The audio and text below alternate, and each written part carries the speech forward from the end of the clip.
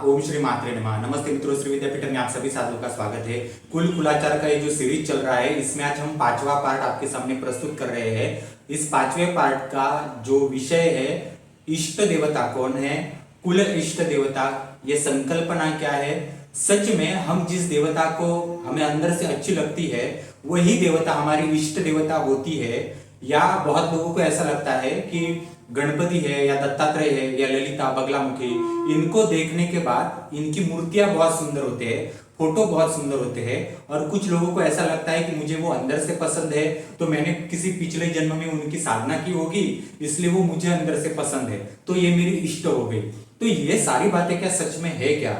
तो ये हम देखते हैं कि ये इष्ट देवता कौन है, कुल इष्ट देवता कौन है, ये सब हम देखेंगे। आपने पिछले सारे लेक्चर देखे होंगे, सारे लेक्चर जो पिछले हैं उनका डिस्क्रिप्शन बॉक्स में पूरे पार्ट दिए, 1 से 4 तक पार्ट दिए हैं, उनको सुनिए, सीक्वेंस बाय आप इनको सुनेंगे तब आपको ये सारा मिनिस्ट्री समझ में आएगा। अभी तो इतना समझ में आ गया कि हमारे पीछे हमारे ब्लड में एक पूरी मिनिस्ट्री होती है, मंत्रालय होता है, कुल देवता कुल देवी पितृदेवताओं का। ये मंत्रालय आपको आपके परिवार को आगे बढ़ाता है सारे चीजों में, ठीक है। आपका घर भी एक मिनिस्ट्री की तरह ही है, तो उसको चलाने के लिए कुछ कुल की शक्तियां काम करती है, ऊपर से कोई टपकता नहीं है आपको आशीर्वाद देने के लिए। बहुत लोग क्या करते हैं, हमारे कुल कुलाचार या कुल देवी को भूल जाते हैं, किसी दूसरे देवता को पकड़ना शुरू कर लेते हैं। वो 4 दिन अच्छा लगता है, परंतु 5वें दिन फिर से वापस वैसा का वैसा हो जाता है। इसलिए अपने घर की कुल कुलाचार, रीति, मान मर्यादा, कुल देवी कुल देवता पितरों के आशीर्वाद, ये करना बहुत जरूरी होता है।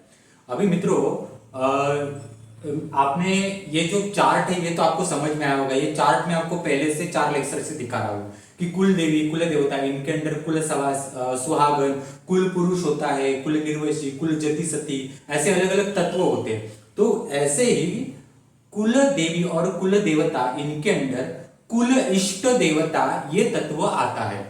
कुल इष्ट देवता की संकल्पना क्या है, इसे हम आज बहुत अच्छे से समझेंगे। लेक्चर पूरा सुनिए।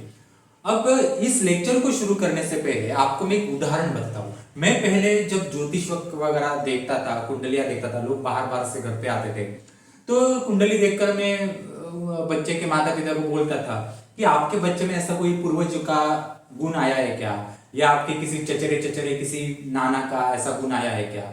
या फिर हम कहते थे कि आपके लड़की में कोई ऐसी औरत जो सुहागन चली गई एक्सीडेंटली, वो वैसी वैसी थी, हाँ, तो उसका कोई गुण आया है क्या। तो लोग बोलते थे हाँ, हमारे बेटे में बेटी में वो एक XYZ आदमी बंदा गया था हमारे परिवार में, एक्सीडेंटली गया था, या फिर कोई बूढ़ा है तो उसी प्रकार से गया था, उसके गुण इसमें आए हैं। ये हमारे बाकी के घर वाले भी बोल रहे हैं और हमें भी वो दिखाई देता है। तो कोई कोई चिन्ह भी दिखाई देता है। कुछ ऐसे होते हैं कि जो पहले के जमाने में गए हैं उनके शरीर के ऊपर जो चिन्ह होता है, तिल होता है, लहासा होता है, वो किसी नेक्स्ट जनरेशन के किसी बच्चे में भी आ जाता है, ठीक है। तो मुझे क्या लगता था कि ये जो बच्चे हैं इनका पुनर्जन्म हो चुका है, हाँ, मतलब उसी परिवार में जिसका ये बिहेवियर है, स्वभाव उस टाइप का बन चुका है, जिस आत्मा का, उस आत्मा ने पुनर्जन्म इस बच्चे के रूप में लिया है। अब मैं ऐसा ही समझता था।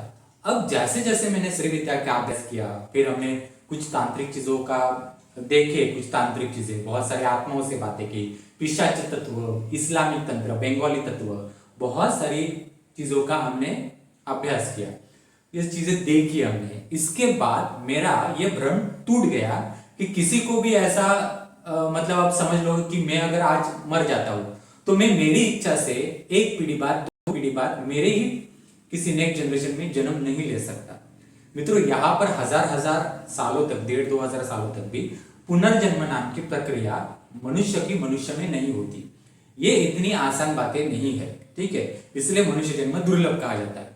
तो मेरा ये भ्रम टूटने के बाद मैंने इसके ऊपर अभ्यास किया।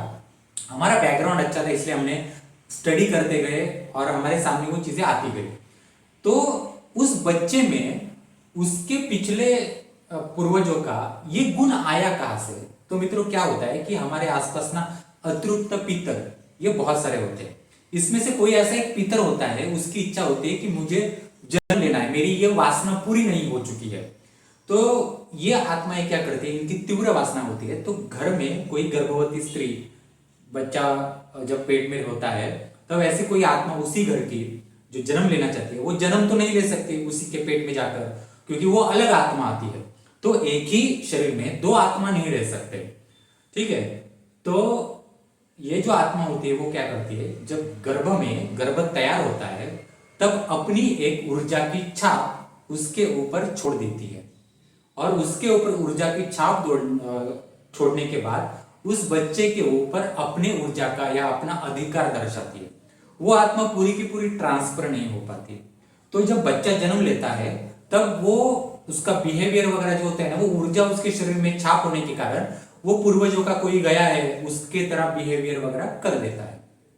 तो मेरा ये सब कुछ टूट गया।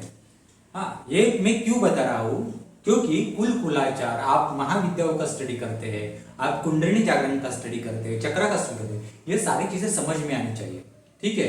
तो ये छाप छोड़ देते हैं ये शक्तियां जो होती है, इस तरह से ये पितरों का चक्कर होता है। ये ज्यादा लोग ना इसको समझ नहीं पाते, इसका ग्राउंड लेवल तक अभ्यास चाहिए मित्रों।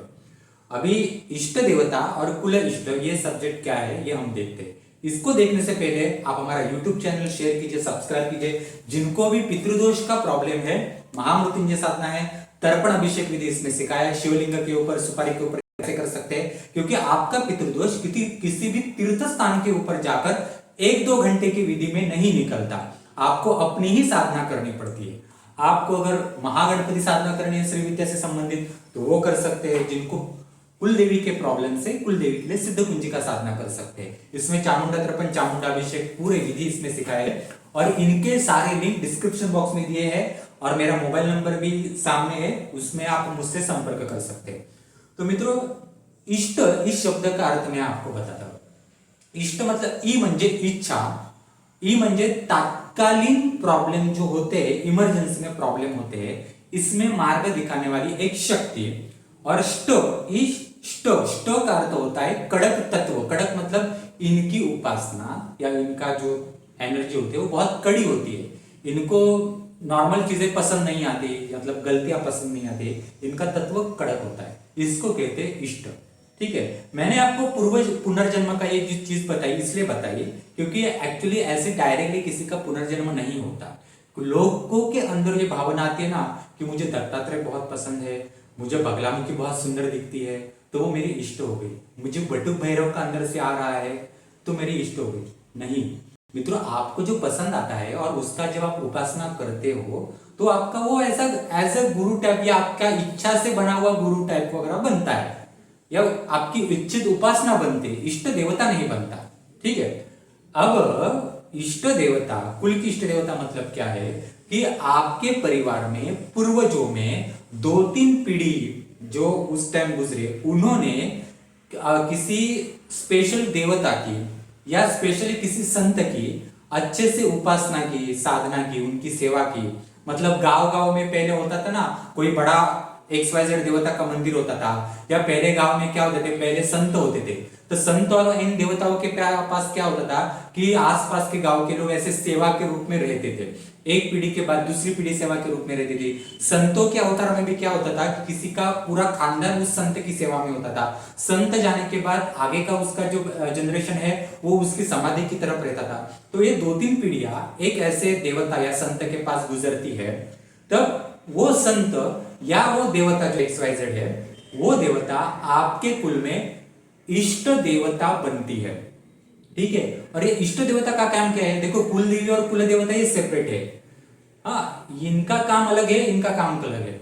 जब आपको इमरजेंसी होती है, परिवार में कोई प्रॉब्लम आता है या कैसे आगे बढ़ना है आपको पता नहीं है, और कुल देवी कुल देवता नाराज होकर आपको आगे रास्ता नहीं दिखा रहे हैं, तब कुल इष्ट जो होते हैं इन तत्व को पुकारना होता है, और वो आपके प्रॉब्लम और कुल देवी और कुल देवता के आशीर्वाद, पितरों के आशीर्वाद आपको नहीं मिल रहे हैं, या कोई प्रॉब्लम आप फेस कर रहे हो जिसका कारण कुछ और ही है, तो उसमें ये कुल इष्ट देवता मेडिएटर बनते हैं।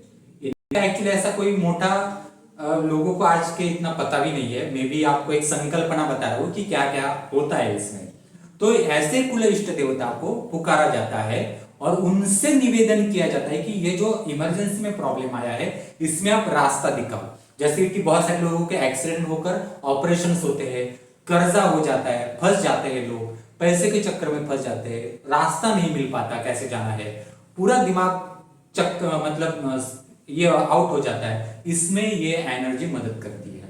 इसमें कुल देवी कुल देवता पितर भी मदद करने के लिए नहीं आते, क्योंकि हमारे नसीब के फेरे होते हैं इसमें, ठीक है। तो इसमें कुल इष्ट देवता मदद करने के लिए आते हैं।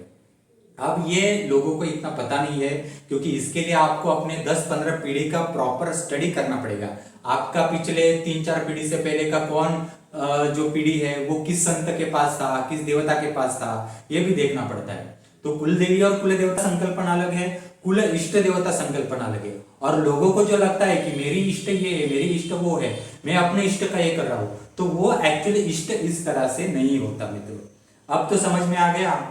तो मित्रों आज इस लेक्चर में इतना ही। हमारा यूट्यूब चैनल शेयर कीजिए, सब्सक्राइब कीजिए, और डिस्क्रिप्शन बॉक्स में सारे कोर्सेज के लिंक दिए गए हैं। जिनको एडवांस श्री विद्या नॉलेज, जिनको एडवांस महाकाली तत्व का नॉलेज चाहिए, काली कुल श्री विद्या एसेंशियल है, कुल देवी से संदर्भित सारे जो कोर्सेस है वो हमारे पास है। हम मंत्र देकर शॉर्टकट वाला जाप नहीं सिखाते, हमारे पास पूरा विधि युक्त प्रोसेस से सिखाया जाता है।